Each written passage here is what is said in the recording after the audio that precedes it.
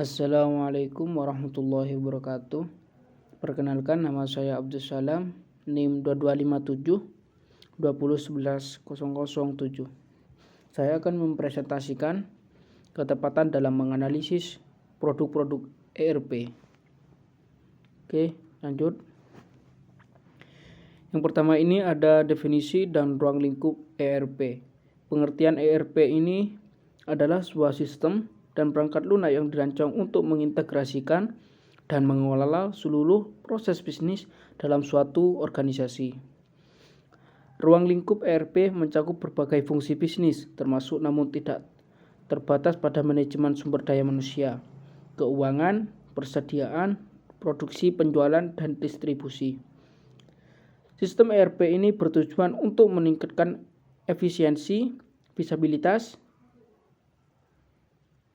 dan pengambilan keputusan dan menyediakan platform tunggal yang terpadu untuk mengelola data dan proses bisnis secara holistik.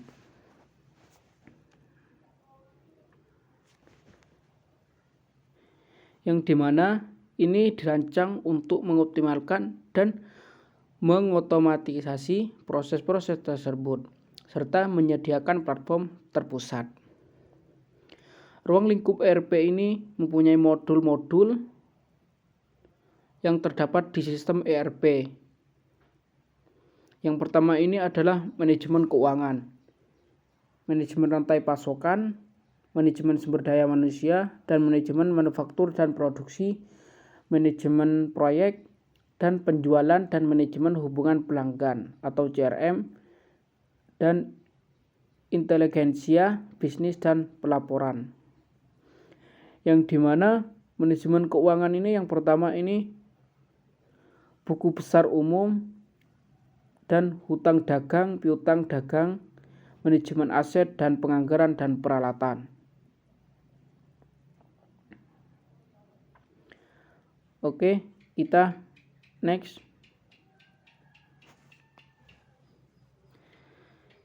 Yang selanjutnya ini ada metode identifikasi kebutuhan bisnis yang efektif.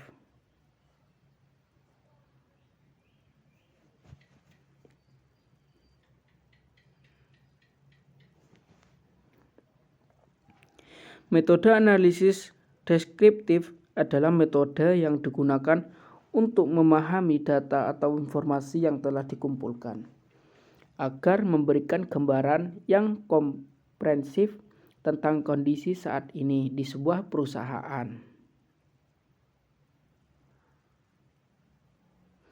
Software ERP dapat menganalisis secara deskriptif dengan mengumpulkan data dari berbagai departemen dan fungsi bisnis.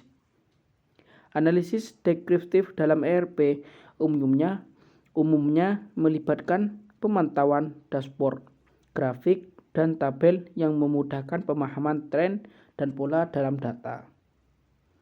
Umumnya, output dari analisis deskriptif adalah rata-rata, median, dan modul. Beberapa contoh dari analisis ini yaitu ringkasan penjualan bulanan, analisis laba rugi, dan analisis neraca.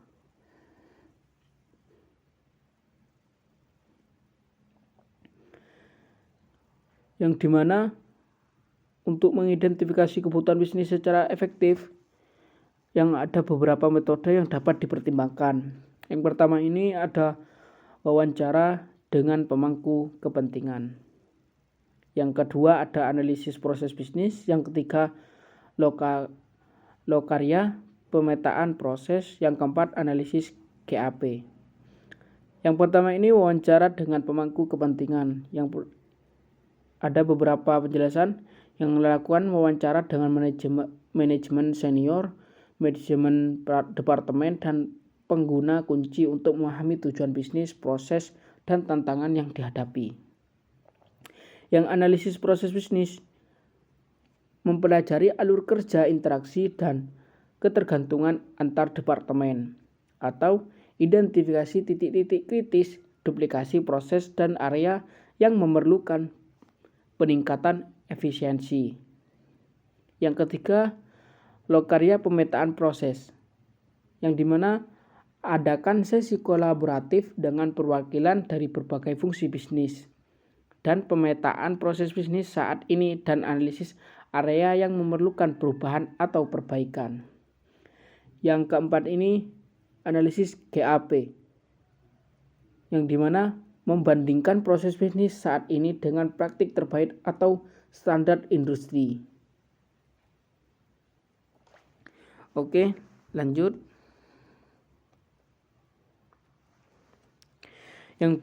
Apa itu pengujian ERP? Pengujian ERP adalah proses pengujian fungsionalitas perangkat lunak ERP Anda selama implementasi.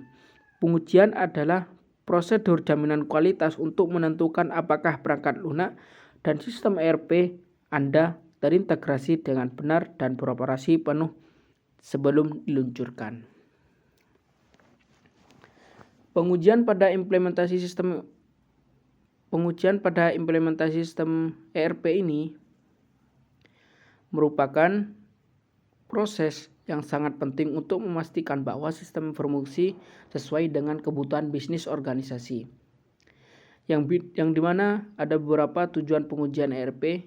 Yang pertama ini memverifikasi kesesuaian sistem dengan persyaratan fungsional dan non-fungsional yang telah ditentukan. Yang kedua ada mengidentifikasi dan mengatasi bug, kesalahan, dan masalah kinerja dalam sistem. Yang ketiga memastikan integrasi yang lancar antara modul ERP dan sistem lain yang terkait. Oke, kita next. Manfaat otomatisasi pengujian ERP. Di sini ada beberapa manfaat otomatisasi pengujian ERP. Yang pertama ini adalah mengurangi waktu pengujian, ada mengizinkan pemantauan sistem berkelanjutan, dan mengatasi tantangan pengujian manual.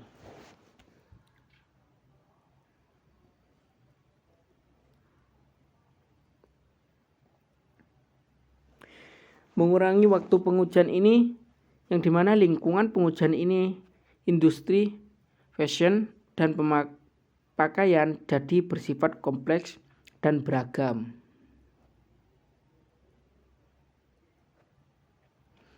Pengujian otomatis mengurangi waktu pengujian untuk banyaknya proses bisnis dan meningkatkan efisiensi dan produktif. Yang kedua ini mengizinkan pemantauan sistem berkelanjutan. Dengan pemantauan terus-menerus, Anda dapat menemukan dan memperbaiki bug secara real time dan menghindari waktu henti dan kerugian yang terkait. Yang terakhir ini ada mengatasi tantangan pengujian manual. Banyak tantangan yang terkait dengan pengujian manual, termasuk kesalahan manusia dan proses yang memakan waktu. Pengujian otomatis memberikan solusi yang akurat dan berkualitas lebih cepat. Oke, kita next. Dan di sini bagaimana tahap pengujian ERP?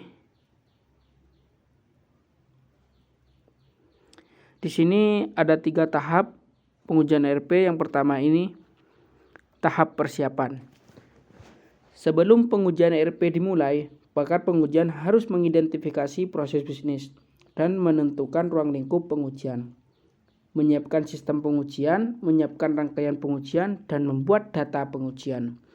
Pada fase ini, Anda harus mempertimbangkan risiko terkait pengujian ERP Anda, merumuskan rencana atau memitigasi risiko. Yang kedua,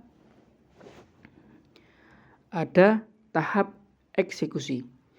Seperti namanya, Anda akan menjalankan tes ERP pada fase ini. Selama pengujian, Anda harus mencatat semua kerusakan dan melaporkan status pengujian. Yang ketiga ini ada tahap evaluasi. Setelah Anda mengumpulkan data dari tahap pelaksanaan, Anda harus menganalisis setiap cacat dan menilai rencana pengujian dan penyebabnya, dan menyiapkan rangkaian pengujian dan mendokumentasikan keseluruhan proses pengujian.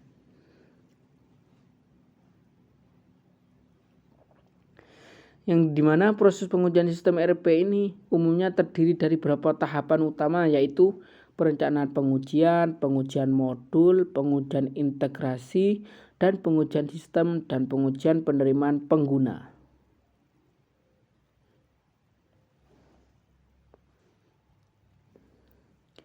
Oke, sekian dari presentasi saya. Bila ada kurangnya, mohon maaf sebesar-besarnya. Saya akhiri. Wassalamualaikum warahmatullahi wabarakatuh.